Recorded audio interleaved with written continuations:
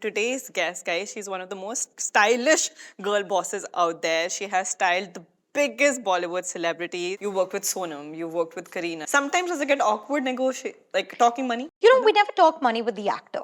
Till today, I've never It's with the spoken money. management. It's always with the management. It's always with the brand. My relationship with every actor I work with is only creative. It's Right. personal. I'm not only getting paid because of my brand, I'm also getting paid because of the 17 years of experience behind Exactly. me, you know? Since you're talking about money, I want to actually talk some numbers also. Of So course. let's take styling, for example. For a newbie who's really getting into the industry to someone who's very senior in this industry, what are the numbers like when you start and when you grow? From when you start working, it can start off from 50 grand to then a very established stylist for branded ads can get paid anywhere up to 4 to 5 lakhs a day. Okay. You know, Yeah. a stylist gets paid per hour an ad shoot. For this venture, did you raise any capital? Dhoomdham is a bootstrap company as of now. Nice. One fashion item that you think people should invest in? Forget one fashion item. In general, Yeah. invest in pieces that you're going to use in the longer term. How do you envision your 60s to be? Peaceful. That's a good answer. Top 3 negotiation tips that you learned the hard way. The maximum of my revenue is coming from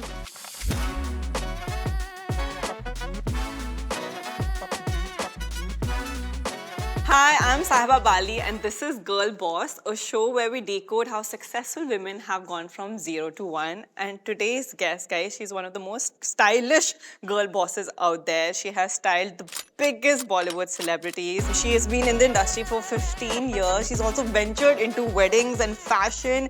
She is Tanya Ghavri. Thank you. I'm very happy to be here. I'm very excited. I'm also very excited. Very interesting name, I must say. Girlboss, right? Yeah, I love it. Thank you. Makes I think women feel very empowered, you know. So I think it's always a good feeling to come for. I love this mutual appreciation that Yeah. women have.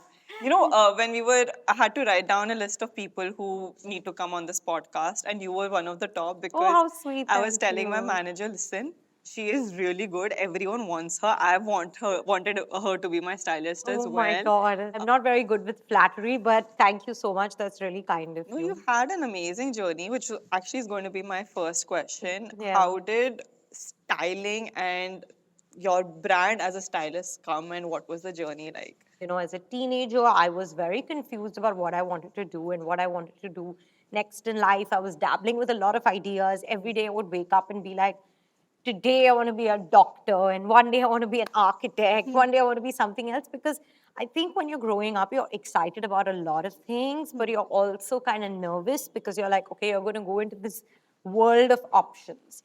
So I think I was very inclined with design always, you know. So it started off with a feeling that I want to maybe do architecture, which is why I actually studied science Okay. in Jai Hind for 2 years. And while I was doing that, I realized, okay, it's definitely not going to be Science? Yeah, it's definitely not going to be doctor or, you know, engineer or any of that. I was always very creatively inclined. So I felt like I wanted to do something in design. I applied in a lot of design schools, went to Parsons, Oh, New York? studied at Parsons School of Design in New York. And I think that's where I kind of found my love for fashion. You know, I was very young, obviously. I was in my late teens.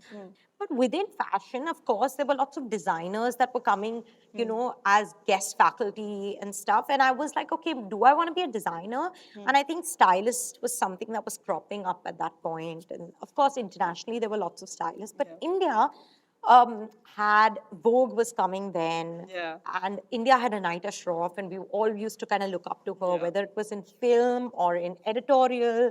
Yeah, I started kind of feeling like it was going to be styling. And I actually, when I came back from New York, I also studied at SNDT. Oh, nice. So I've done apparel manufacture and design in SNDT as well. So I continued studying, and while I was there, I was doing. I started doing like you know, like supplement issues at Vogue because Vogue had just come into India. Yeah. So I was kind of entering the world of fashion, and then one thing led to another, and that's how my journey of fashion started. So my first job actually was in a movie called Aisha, which I was love The fashion in Aisha was Yeah. incredible. So Pernia Qureshi is actually one of my closest friends now, and I actually just did a podcast with her as well. Yeah. And she was my first boss, technically. Okay. And I worked on the movie Aisha for all the girls. So it was Sonam, Ira Dubey, Amrita Puri, and Lisa Hayden. Yeah. And everyone has a very distinct character, and we had to style all of them. It's basically Clueless, right? Made in India. But fashion kind of collaborated with film for the first time, I Right. felt, on celluloid, you know. And of course, like before that, there was a lot of costume design that was happening. But styling in film, I feel like that film really brought it on the Actually, surface. I remember growing up, I would see names like Akki Nirula or like obviously Anita was there, Rohit Bal, who would Yeah, always be these pivotal figures who would do costume or would style the correct. heroes and everything. But I think you're right, Aisha was the one that kind of changed the Yeah, narrative a bit. yeah. I think I would have to say, you know, of course, Pernia did an incredible job in Aisha. Anaita has done an incredible job in the films that she has styled. Yeah. So there have been stylists that have come, you know, that have changed the face of the way styling or fashion has looked in movies, you Yeah. know. So that was actually one of my first experiences. And of course, I worked with a lot of other stylists. Mamta, you know, Siddharth Rajanan's wife. I worked with her on a couple of ads. She was a stylist as well. I don't know how many people know that back in the day. She used to be a stylist. Shiraz Siddiqui, like a lot of people. So whenever I got opportunities, I would keep working with Working. stylists Yeah. because I kind of started realizing this is what I want to do. So I started very early, you know, Yeah. when I was probably about 20 years old when I But is this how a stylist, like a beginner, gets into the industry? Like, try to be assistant or the you have stylist? to assist somebody 100%, you Yeah. know. Of course you can go study and stuff, but it's very important to assist someone to get the knack of like how the industry works, how sourcing works, how returns work, how is it to be on shoot, how many hours you need to be on shoot, how do fittings work, you know, understanding the technicalities of how working in fashion is, Yeah, you know. no, fair. Yeah. And what was that one big project you think that was the pivotal from Tanya being someone who's breaking into the industry to Tanya being the stylist that everyone knows? Wow. Okay. So of course, after I finished working on Aisha, Pernia actually kind of was between Delhi and Bombay, and you know, as kind as she is, she was like, "Why don't you style Sonam?" You know, and Sonam was like, "Why don't you start working with me personally?" Yeah. And at that point, you know, and I think till today, Sonam is considered such an icon when it comes to fashion True, yeah. that working with her was a turning point for me for sure because people were looking at what she's wearing and in turn people were judging or you know looking at what the work that I was doing with her, you know. Yeah. So I got a very big opportunity very early on thanks to her, and I think a lot of other stuff happened after that, whether it was, you know, working with Lolo, working with Bebo, Katrina. It all happened back to back then, Yeah. you know. Actually, before Sonam, I even worked with Aishwarya, you know, Oh, I back didn't know in you the had day. worked with Yeah, yeah, Aishwarya. yeah. I've worked with her very, very, very early on in my career, Yeah. you know. It was actually amazing because, you know, working with somebody, all these like actresses that were considered, you know, so iconic, you know, and I was working with them when I was very, very young, and I got a lot of interesting learning experiences also, you Yeah. know. Till today, I kind of look back and I'm like, everything now feels a bit easier, you know, because I Because you've feel done like, all of that. yeah. Now, I know Diet Sabir did this whole story thing, who she tried to humanize how stylists work and the economics of it. But then I realized that a lot of people who are not in this industry don't know what a stylist does and Yeah, yeah, how yeah, yeah, of course. everything works. So, do you want to break it down as in what you do with the client, what you do with your designer, and how the entire Yeah. organization of it works? Wow. Okay. I'm going to try and sum it up as easily as possible in Yeah. layman's terms. There are lots of sections in styling. There's red carpet styling. There's press junkets, which is basically press interviews and you know your Promotions and stuff. promotions basically. Yeah. Then there is personal styling, which is say the Ambani wedding was like a Right. personal event that celebrities went for. And then there are branded ads. So So there are lots of all avenues. these different avenues in styling, and a stylist kind of works with all these avenues, right? Um, and of course today there's digital as well, so you kind of become like the brand as well, and you're doing master classes and whatever. So Yeah. that's another avenue as well. And then, so if I'm going to explain to you maybe just red carpet, Okay. because otherwise we'll have to go in, it'll be like a master class. Yeah, fair. So where an actor will call you, they will tell you, okay, this is the red carpet, this is the event, this is when the event is, this is the time of the day when the event is. Then you will go back to the actor telling them this is what you feel you should wear. You could create a mood board, you could create a PDF, you could send them WhatsApp images of what you think, or Instagram DM them images of what you think. They select pieces, you get in touch with the designer, either on Instagram or you write to them on their, on their press contacts. One designer, you reach out to a lot of You people. reach out to a bunch of designers. You Right. could reach out to 100 designers, the ones that you are appreciative of their new collections or their work. And then they come back to you with lookbooks. You select pieces, you run it by the actor. It's a collaborative thing. So the actor could be like, listen, I'm not feeling this so much. What do you think of this one? Sometimes the actor may send you something and then you style that look, Right. and then you call for the pieces. Designers send pieces to India. And then we try those pieces on actors. We do a fitting with multiple pieces. So it could be 10, 15 pieces that you're trying on the actor. Yeah. You select any one piece that works, you alter that piece to the actor's size temporarily. And then once that's decided, you decide what the hair and makeup is with the hair and makeup team. Oh, nice. You run it by the photographer saying this is what the actor is wearing. Yeah. Then on the day the actor gets ready, you're always there when the actor gets ready. Then you do the pictures and then they go for the red carpet. Right. And then you finally, when the red carpet is over, and of course you have to decide jewelry, shoes, clothes, bags, everything, the whole Right. look. And then you have multiple options for each of the different sections. So lots of shoes, lots of jewelry. And you could be doing this for multiple people for the same event. Exactly. Like the Ambani event. Exactly. You Yeah. could be like Ambani wedding, we were styling an average of 6 to 7 people per function. That's crazy. So then you have you have someone from your team on each person. Yeah, So you yeah. have multiple assistants. Yeah. And then you're overlooking everything, basically. And then obviously how it works is that the actor wears the designer's outfits. They tag them on Instagram, or we tag them on Instagram. And then that's how they get press. And then we send the pieces back. Right. Yeah. So that is the sourcing bit that That's how it happens. works. Yeah. That's how styling works. And how does a stylist make money then in this entire ecosystem? So that's the different avenues, right? Like, so when you're doing press junkets or promotion, it comes from the producer of the film that is Okay. that the actor is promoting. Right. When it's a red carpet or it's a personal event, it comes from the actor, directly. When it's a brand, then it comes from the brand. Majority money comes from there. Yeah. The branded deals, Yeah. And then the rest of the other things, of course, you get paid for everything, but it varies. So if you had to rate how much percentage of money comes from which, because like you said red carpet, films, production, brand, how would you rate it? See, I'm somewhere between 1 and 1.1 million. So for me, actually, it's the maximum of my revenue is coming from the social media collaborations I do and the branded deals that I do for Right. actors, which is the brand and the ad shoots. Give me an So I example. would say 30% is my social media collaborations, maybe 30%.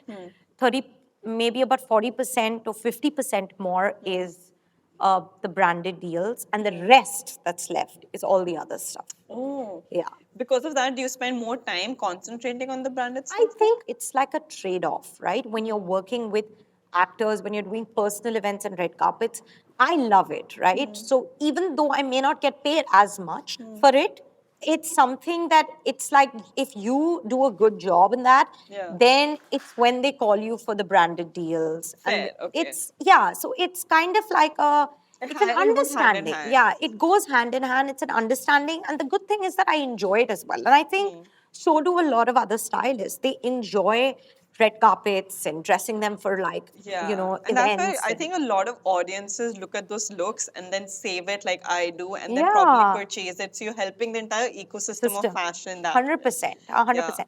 And of course, for me now, besides say Tanya Ghavri, the brand, which is the social media collaborations and the ads, of course, a part of my revenue is also coming from Dhoom Dham because I Yes. started that company Yeah. with Ashi Dua, who's my partner. And so there's that revenue stream as well. So weddings obviously are huge in India, Yeah. and they are money making machine now. Yeah. So talk me through how Dhoom Dham works, and I'm sure a lot of people. I mean, it's a trunk show, Yeah. and you're expanding. So how does Correct. that work? So basically, how it works is that we decide what dates are the best in the year. We do it in Bombay, Delhi, Hyderabad, Dubai. So how it works is that we decide which the venue is going to be. We decide, how many designers we're going to take, and then once we decide that, we kind of put it out Yeah. on Dhoomdham and on my page, and it's kind of like a sort of announcement, and then designers get in touch with us. They send us their lookbooks, and we go through an editing process of like which Oh. designers we like Yeah. and which, because there is a certain amount of a capacity, right? That Right. say this time we're doing Bombay. It's for 2 days. It's on 23rd, 24th August at St. Regis. So we have to decide how many designers are going to be there. That's where I come in, because I will decide with my creative team which ones are correct for Bombay, which designers are correct for Delhi, which designers are correct for Dubai and Hyderabad. Yeah. Every city has a different capacity. Sometimes it's 75 designers, sometimes it's 100 designers. So it's different in every city. And so we kind of decide the designers. Then we go through marketing plans, of Yeah. how we'll market the show through influencers, through getting celebrity bites, through doing a nice campaign, So every year we think of different things, of ways to market, and of course, performance marketing, all of that, Right. which my team does. I'm kind of involved in all the creative bits that you see of Dhoom Dham. What are the colors? What is the marketing language? All of that stuff. And then Ashi and Disha, who are my co-founders, are like master executors. Yeah. They are the ones they're the showrunners. They make sure that the show comes together. And then, of course, we have jewelry and we have clothes and we have shoes and bags. Everything you The can entire imagine. paraphernalia about wedding Everything, fashion.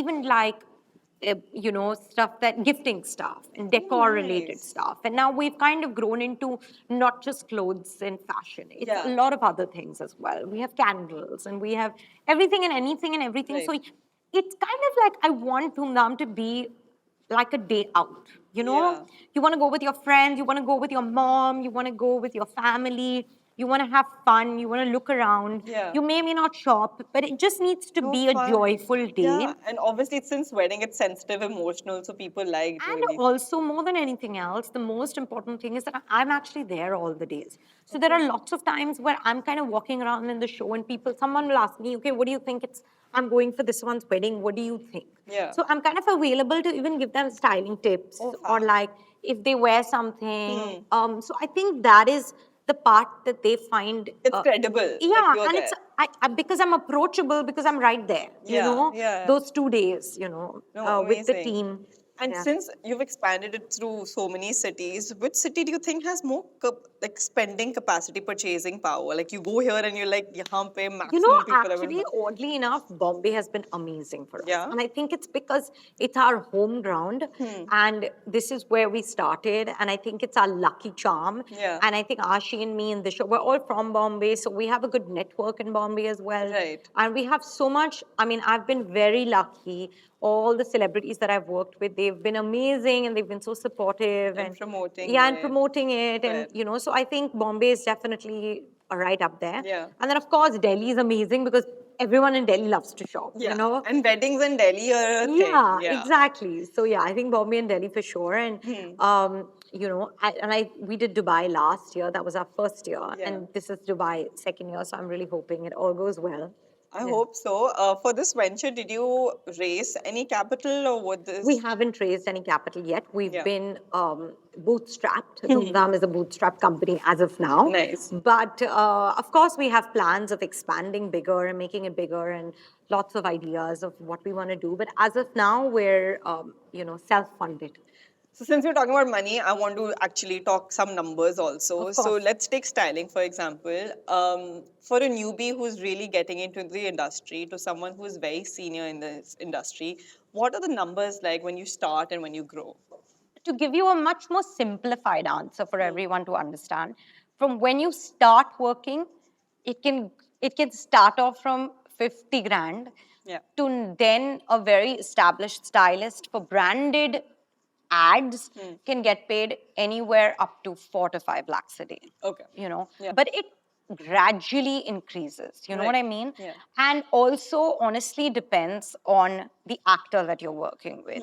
So even today, if I work with the biggest stars, which is say a Karina or a Katrina, whatever, they have been around for 20 years, 20 plus years. I'm not going to get paid the same amount for a newcomer as I would get paid for a very established actor. Correct, So correct. it does vary. Right. And you have to be a little flexible, understanding that the budget of a certain ad will depend on the actor that you're working with. Okay, fair, fair. So it changes, but of course you have a base rate. If you've been around for 15 years or 10 years, someone like me or someone like whoever the established stylists are. But when you start off, yeah, you can go from 50 to 1, then maybe 2 years later you'll make it to 1.5, Right. and then you make it to 2, and you yeah. grow eventually. So this growth, for example, if you're starting, does it after 5 years, which is a good amount of time, do you think you can reach 10x? So if I'm earning, say, 50 in 5 years, can I ask for 4, 5? It really depends on what your journey has been as a stylist. okay, Who are fair. you working with? Who are the actors that you're working with? How much work experience do you have? Yeah. I think you eventually get paid depending on what you bring to the table, what you've brought to the table. Like the designers you're getting, the accessibility, the Yeah, which exposure. exactly. Right. Yeah. Okay. Basically, like everyone kind of knows, okay, this person has been around for so long. Yeah. So this is how much approximately they must be Fair. charging. Thoda subjective. Yeah, exactly. Yeah. Do you remember your first paycheck? Yeah, of course. I think it was like 20,000 or 25,000 at the end of the month, which was I was on a retainer of sorts. Yeah. So I wasn't thinking money. I was just focused on the work because I kind of felt or realized very early on that money would become the byproduct of working hard. Yeah, that's a really good line. Yeah, That's a really good yeah, line. that it would happen eventually. Yeah. And when it did happen, even today, I'm very particular about handling finances. I was always, from the beginning until today. I'm not, unlike, I love fashion and I love styling, but I don't spend unnecessary amounts of money on it. I'm very sustainable. I will buy something, I will use it very well. Like Right. I will use it like a You lot. invest if I you have to. invest in pieces I love, Yeah. whether it's clothes or shoes or bags or whatever it is. But I'm not a spendthrift when it comes to fashion. Okay, Yeah. so tell me, what is your relationship with money? Do you, like, growing up, were you a saver? Currently, are you a splurger, save? How I've do you handle always money? been a bit of a saver, actually, from the beginning. I love to spend money on travel. Yeah. That I love to spend money on experiences. I'm very like interested in money compounding and how it works. And Okay. yeah. Have you been so- doing that since a long time? Yeah, since the beginning, actually, since Yeah. the very beginning. And I think it's come from a little bit from my mom. She's been like the driving I force. love how and you she's said your like, mom. Because Yeah. You're so used to people saying, my brother or my husband. No, or my... it was my mom actually, because very early on in life, my parents got separated. And I think it was instilled in me that I need to be financially independent, Right. To be able to have a good life, and to give my mom and my sister and whoever it is. It was from the beginning that I felt like I needed to save money and I needed to start understanding. I'm still trying to understand it. Thankfully, I have a great support system when it comes to Yeah. my finances. What do you invest in? Like in stocks and mutual funds? Do you Yeah, have like mutual funds. I have a portfolio manager in Bangalore, in Hyderabad, that I met a couple of years ago, and they manage my finances. Yeah. And then, of course, I use Zerodha actually. you do yours for your stocks? Yeah, for my stocks, Yeah. because and I have a very dear friend who helps me with that. Yeah. And yeah, and then I've obviously invested a little bit of money in real estate, and so it's kind of like I have a But it's a portfolio diverse. that's diverse. Yeah. Do you, I mean, do you kind of advise your mom now or your sister that, you've got this, just invest it here? Do you give them some advice? I do actually advise my sister, my brother actually as Yeah. well, my first cousin, and friends if they ask or whatever. Although I'm no one to give too much advice on finances, I'm a creative person, but Yeah. slowly I'm learning. When I'm on the other side of the seat and people ask me what I do with my money, they're just like food and travel. Yeah. I only spend on that experiences, Yeah, rest I don't experiences. care. I think experiences are truly, the real true wealth. Actually, this is going to be a personal question. This is not a part of the script ever. We didn't discuss it, but I've been feeling this a lot lately personally, so I'm going to ask you this question. Yeah. Do you feel when you're a hyper independent, financially strong woman, it hampers your personal relationships, like finding a partner or 100%. something? Yeah. I mean, on some level, yes. Yeah. Although I have to say that it, um, I had a series of relationships, long relationships in my life. Well, yeah, on some level it does, because I feel like I was so focused on my work journey, professional journey. Some relationships I made mistakes, because I was so focused on work that I kind of didn't focus so much Yeah. on the personal bit. And then later in life, it was the other way around. I tried very hard for something to work, it didn't work. It's all a learning, along the way. And I do feel that I've finally come to a point to now realize uh, that now I'm starting to see why I didn't Settle. set, yeah, I didn't meet someone and get married. And I feel like now I'm my own person, and I feel that I will make the right decision now Yeah. and marry for the right reasons, Fair, yeah. and it will only purely be out of love, not because I'm running out of time or not because of money or any other reason. It will only be with a partner, a life partner who I have life goals aligned with, love, companionship, friendship, everything. Yeah. Do you think like it's different when a girl is working constantly, super busy, is hustling, how people perceive her versus if a guy is doing it? Well, unfortunately, in India, there is a lot of bias with women working, and then how you have the biological clock and the Yeah. time clock, and you're like, okay, now, Yeah. early 30s, you should get married, because Yeah. if it doesn't happen All the now, good guys are all gonna the good go guys, we've heard this a so many lot, right? times. So Yeah. many times, constantly. Like, if you don't marry before 35, but this kind, all the talk that used to maybe annoy me earlier, now it's like white noise to me. It's like, Okay. because I know myself, and I know that no one else is coming to live your life. Whatever you go through, you have to do yourself, Yeah. hardships, good stuff, happiness, whatever. So I think I've become a lot more aligned. When you become aligned with yourself, then all the other stuff doesn't matter, Yeah. I think it's fine. Everyone has their own journey. You don't compare yourself to other people. I have a lot of amazing friends that are married in good, marriages, and they have kids, and it's amazing, Yeah. and a lot of women are working. Ashi, she has two wonderful kids. She's working all the time. She has an amazing husband. Yeah.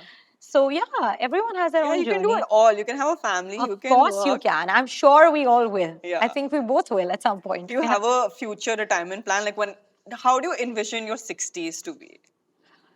uh, peaceful. That's a good answer. That's a good Peaceful answer. and happy and healthy. I've had a very hard month, health wise, the last 1 month. I went through this egg freezing process again. It was a Yeah. bit tough this time, and I've done it before. It was very easy, and I'm older now. And so I think when you go through something with health, they always tell you that when you ask somebody what they want, and they will tell you lots of things, Yeah. and that they want in life, money and fame and luxuries. You ask an unhealthy person what they want, and they'll tell you they just want their health Health back. back.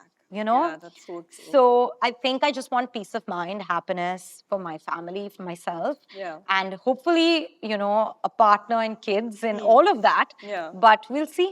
But that again, that thought the biological clock, you're Yeah. supposed to get married. Now this is an option. Of course, it's And an it makes option. you feel And I feel very like, yeah, independent. I mean, obviously, you know, at different points in your life, it will affect you differently. Yeah. Sometimes it's super easy, sometimes it's tougher, but I do think it's a good process, you know, Yeah. to go through. Thank you know? so much for sharing that actually. Yeah, no. Now we're going to do something fun. There's a Yes. rapid fire that I want to do with you. Okay, fun. I like rapid fires. Yeah, so just quick questions and you genuinely answer whatever you want. Ready? Yes. Okay. Top 3 negotiation tips that you learned the hard way. Probably will talk about like how I'm gonna make it the best ever. Like it's gonna be my best foot forward. Right. You know, Worth your while. it's gonna Yeah. be worth your while as well if you hire me. Today, like it's gonna be a two-way street. You know what I mean? Right. Like it would be good for you as well. It would be good for me as Yeah, well. yeah. You know. That's a good point. Yeah. Yeah. Yeah. Okay, top tips to quote the right price for your work. I think know your worth, know the worth of your time, have value for yourself, for your time. And I think be a bit, sometimes in the best way possible, don't be too stubborn. Like understand that, you know, sometimes you need to be a little flexible. Yeah. Fair. Yeah. The best look you've done so far. I styled Kareena Kapoor once in a Devar Nil sari with a Christian Lacroix vintage jacket, which was we used as a top, like as a blouse, and she did a layered Amrapali necklace. It was like a 3-in-1 that came together. Yeah. Top 3 career mistakes that you've done. Probably career mistakes. Can't say top 3, bottom 3 career mistakes. Bottom 3, yeah. Points in life where I had ego. I had to drop it because I lost work, I lost clients. Yeah. Extreme overthinking, overstressing, and time management. I learned lessons of time management in my early 20s. I remember I would want to take everything. So I would take 3 shoots a day. And then I would be stuck in Bombay traffic trying to get from one shoot to the other. And managers calling me on phones and actors being like, why are you double booking, Yeah. etc. So I think these are mistakes that I made. Nice. Yeah. And I kind of learned the hard way. The financial moves that paid off for you. Starting to save early. Starting to realize that people will undercut or people will undercut you, or that people will tell you to underquote to your price. Yeah. And after a certain point I started to let go of work because Yeah. I realized that this is the price that's worth my time. Fair. So I would take lesser work. One fashion item that you think people should invest in. Forget one fashion item. In general, Yeah. invest in pieces that you're going to use in the longer term, that you can hand down to your sister, to your friends. I think I'm a big believer of using things sustainably. When I say that, it's not just purchasing sustainable clothing. Yeah. Sustainability also means if you're buying something expensive, Yeah. buying something, using it to its The optimum utility level. factor of Exactly. it. Yeah. Top 3 tips for young people who are starting a career or are scared to take risk in their career. I think if you're starting a career, you need to understand that it's going to require patience, lots of hard work. Today, lots of even if you've studied and you've come back, knowledge is infinite. You have to keep there's a lot of knowledge out there, reading, watching podcasts like this, visual medium. Yeah. So keep educating yourself. And I think experience on field. So whatever you're doing, if you're styling, then working with a stylist, in whatever field that you're working, I think practice makes perfect, right? Yeah. So you got to keep working and you got to keep learning. And I think you got to keep learning till the end of time. Correct me if I'm wrong. If you're a stylist, does this mean that you're a freelancer? Yes, I am. It does. I'm a freelancer. So when I started working with, when I was working with Panya, I was only working with her on Aisha, and after that. And then when I was with Sonam styling her personally, I was only styling her. Right. I was kind of exclusive to her. But after that, I've been a freelancer. And I think the city is made from freelancers. Everywhere you go nowadays, I think there's a huge change in trend. People are working for themselves and Yeah, there's a going this lot of route. people that are working for themselves, and I think entrepreneurs have become, everybody wants to be an entrepreneur, and everybody wants to work for themselves, and I think it's an amazing wave, of that independence that comes with, I honestly can't imagine my life any other way Yeah. now. Yeah. But was it hard? Because once you're a freelancer, there's no set amount. Like you get a salary, that's not there. Now that ceases to exist. Now you have to ask for what you think you deserve. Yeah, and also with freelancing, it's like you're looking for work, right? Yeah, You're it's waiting for constant. work. You're waiting for work, looking for work. Yeah. So there are certain months that are not so good, like during COVID, there were lots of months that nobody had enough work, And for people, imagine the people that started out at that point, as stylists or as anything else. Yeah. It's tougher, Yeah. But the trade-off is that you have the independence of time, you have the independence of like the liberty to do what you love to do and nobody Absolutely. telling you what you need to do. Yeah. You are the leader of your own life, So you hustle and you make things happen. And there are good days and there are bad days. Right. And there are good months and good years and bad years, And that's okay. It's up and down. Yeah. It's kind of like, like how life is, Yeah. And Yeah. you're responsible for your own livelihood now. It's not Exactly. like there's someone who will give you monthly income. You're No, responsible to find that. exactly. And Yeah. now I'm also responsible for the people that are working for me. Exactly, So I'm yeah. also responsible to generate enough revenue in the year to be able to take care of the people that have been with me for so many years now, my team, Yeah. So, okay, now tell me, since we're talking about your team, how many people do you have in your I team? have like 2, 3 assistants that are full time that work with me. And and then I have a whole team, which is like a tailor and like Right. a runner and like somebody who's like a PA. So I have a few people in my team, 6 to 7, and everyone else works with me on freelance basis. I don't want to. Okay. I don't like to tie too many people down. Like Right. I'm like, okay, you know what? I was a freelancer in my 20s. I want the girls that are young to also freelance. And why not? They should do a lot of other work as well. Right. If I get work that I can't do, I pass it on to the girls that work with me, Yeah. And I'm like, you do it independently, Which is also what you did when you were growing up. Exactly. So, So, with them, do you pay them monthly or employed fixed Um, team? the assistants that work with me, they get paid per project. So Okay. actually, it's more money for them, Yeah. because every time they style an actor for an event, or for an ad, or for whatever I do, Yeah. when I get paid, they get paid. It's like that. Right. So it's actually not a retainer. Okay. You And they know? also get driven to find work for Exactly. So and do then it. that way they can do work with me and they can do work outside as Yeah. well. Yeah. And Tanya, when you ask for your fee, do you think it changes with the time you put or the time you're in? Like, for example, COVID was. 100%. A stylist gets paid per hour in ad shoots. Oh. So a stylist will get paid for an 8 hour shift. I did not know that. Yeah, a Okay. stylist gets paid for an 8 hour shift or a 12 hour shift, which is a 1.5 shift, or it's a 2 shift, which is a 16 hour shift, which barely ever happens. Then it's 2 days. That's on brand shoots. Or on like events, it's different. When you're working on a promotion, you get paid per day or per look. And then when you're working with an actor personally, then it's per look, basically. But when it's personal events, it's a nominal fee because Yeah. it's something you're doing personally for the actor, Yeah. And then you end up doing a lot of other things. It's like I said, it's like a barter of sorts. Yeah. When I started acting, I remember I was so afraid that I don't know where my next paycheck is going to come. So whatever the producers would pay me, I'd be like, this project is worth it. I'll take it. Like I wouldn't negotiate. Now that I've come to this stage, I feel that was a mistake that I did. I should have asked for what I think I deserve. Do you Yeah. think has that happened to you? And currently, do you I negotiate your still go rates? through it. I still go through it. I still get calls after 17 years that if I give them a quote, I'll still get a call saying, listen, we don't have this kind of a budget. Yeah. What is the best? And I'm very open to communication, conversation always, but I will not come down beyond a point. Like Right. beyond the point, I'm like, you know what, if it's not working for you, I'm very kind. I'm like, listen, if it's not working for you, why don't you look at this person? I'll tell Okay. them. Or why don't you look at someone from my team? Like, why don't I set it up for you, whatever, maybe give it to someone from my team or whatever. But sometimes they want you. Yeah. Then I'm like, okay, if you do want me, then this is the price, Right. for it. Yeah. So you just have to be very honest and you have to know what you're worth as well, what your time is worth, because, I'm not only getting paid because of my brand, I'm also getting paid because of the 17 years of experience behind me, Exactly.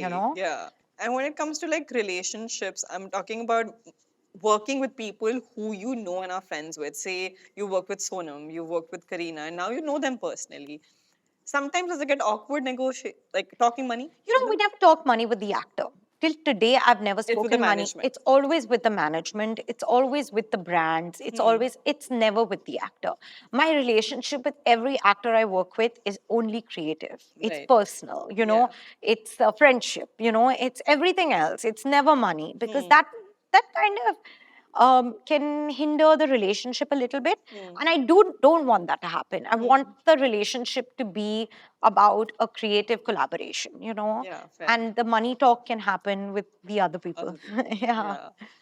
I mean, this entire talk has been really inspiring, but I'm sure, like everyone does, have you had a very low point in your career? Everyone has low points. Of course, I've had points of insecurity, feeling like, oh my God, is this slipping away? Like the points of like feeling like I'm not relevant anymore. Am I going to get enough work? Everybody has those points. Everybody has phases in their life, and you got to move from one thing to the other. And there'll always be younger, cooler stylists now, and I would love to, and I still do, and I will promote, people that are doing cooler stuff, and I will move on to something else. That's how you're supposed to live, and you're not going to be happy if you hold on to something. It's like quicksand, right? You're holding on to it, it'll slip away. So I think pivoting into the next thing, which is what I'm hoping to do, whether it's with Dhoomdham or whatever else that my journey is, offering to me, that is the next step. You always got to keep moving, So yeah, there'll always be young, amazing stylists, and kudos to them. And you have to put your head down and keep Of working course, and do what you're doing. 100%. So the fill in the blank question. According to you, a girl boss is dash. Wow, okay. I think a girl boss is confident, self-assured, hardworking, Yeah. and just happy. How That's a girl sweet. boss. I love that Yeah. answer. I got a lot of knowledge from you, Tanya, about the industry. I learned a lot about what it takes to, be a financially strong, independent woman. I had fun. I Yeah. had fun. And I think it was very honest and nice and it was easy. Amazing. And I hope our viewers felt that way too. Let us know who you want to see next on our podcast. I hope you enjoyed this one. It was one of my favorites. Till then, please subscribe, like, comment to 01 by 0